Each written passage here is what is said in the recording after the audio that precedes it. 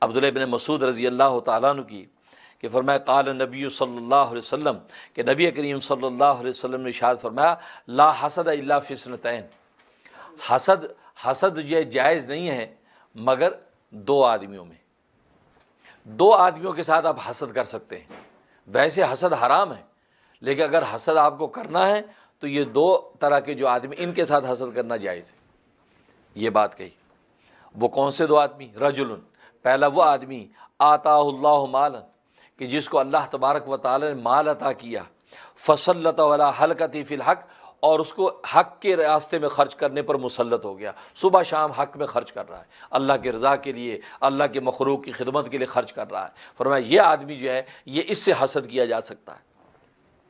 دوسرا رجل آتاہ اللہ الحکمہ، دوسرا وہ آدمی کہ جس کو اللہ تبارک و تعالی نے حکمت عطا فرما دی، حکمت عطا فرما دی، فو یقضی بہا و یعلمھا، اور اس حکمت کے مطابق وہ فیصلے کرتا ہے لوگوں کے، اور اس کے مطابق آگے تعلیم کرتا ہے، علم پھیلاتا ہے۔ فرمایا دوسرا وہ آدمی ہے کہ جس آدمی پر جو ہے وہ رشک کیا جا سکتا ہے، حسد کیا جا سکتا ہے۔ اب یہاں سوال پیدا ہوا کہ حسد کرنا تو حرام ہے، یہ کیسے ہو سکتا ہے کہ نبی پاک صلی اللہ علیہ وسلم حسد کی اجازت دیں؟ فرمایا لا حسد الا فی اثنتین، حسد کرنا جائز نہیں مگر دو آدمیوں میں آپ حسد کر سکتے ہیں۔ حسد تو ایسی جو ہے وہ معصیت ہے کہ جیسے کہ حدیث میں آتا ہے کہ حسد نیکیوں کو یوں کھا جاتا ہے جیسے آگ سوکھی لکڑیوں کو کھاتی ہے۔ حسد تو ایسی چیز ہے، اور حسد گویا کہ اللہ تبارک و تعالیٰ کے فیصلے پر اعتراض ہے کہ اللہ تبارک و تعالیٰ نے کسی کو ظاہری خوبی دے دی، کسی کو باطنی خوبی دے دی، ظاہری کمال دے دیا، باطنی کمال دے دیا، اس کے ساتھ آپ کو حسد اور جیلسی ہو گئی۔ اس کا مطلب آپ اللہ کے فیصلے پر اعتراض کر رہے ہیں کہ اس کا مطلب یہ آدمی اس بات کا اہل نہیں تھا کہ اس کو دولت آپ نے دے دی، اور یہ اس سے جلتا ہے۔ تو جلنے کا مطلب یہ ہے کہ اللہ کے فیصلے پر اعتراض کر رہا ہے۔ اگر اللہ کے فیصلے اور منشا کو مانتا تو اس کو کسی سے حسد ہی نہ ہوتا، وہ سوچتا ہے دیکھو اللہ کا منشا، اللہ کی دولت جس کو چاہے دے، جس کو چاہے دے۔ تو بالکل اسی طریقے سے تو بہرحال تو حسد جو اللہ کی فیصلے پر اعتراض اور نیکیوں کو جلا دیتا ہے، تو حدیث میں کیسی اجازت دے دی نبی نے کہ حسد آپ کر سکتے ہیں؟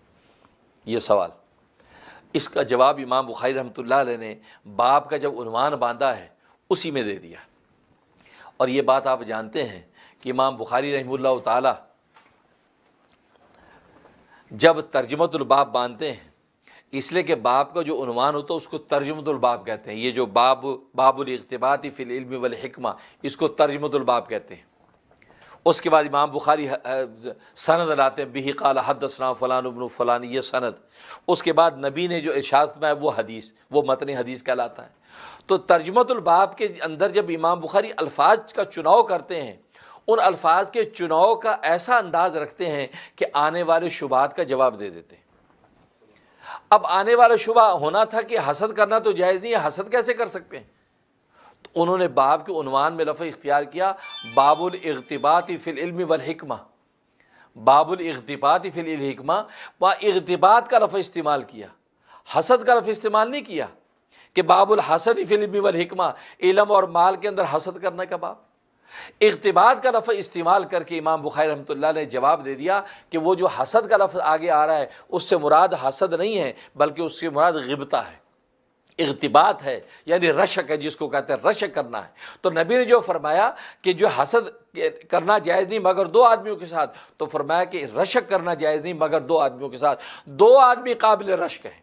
اگر آپ کو رشک کرنا ہے اور رشک کی اجازت ہے، اور رشک کا مطلب یہ ہوتا ہے کہ آپ کسی کی تعریف کرتے، واہ واہ سبحان اللہ، کمال ہے، آپ کو یہ علم ملا، واہ واہ سبحان اللہ، آپ کو یہ دولت ملی، اور اللہ سے دعا کرتے یا اللہ تیرے خزانے وسیع ہیں، اس کو تو نے اگر نوازا تو مجھے بھی نواز دے۔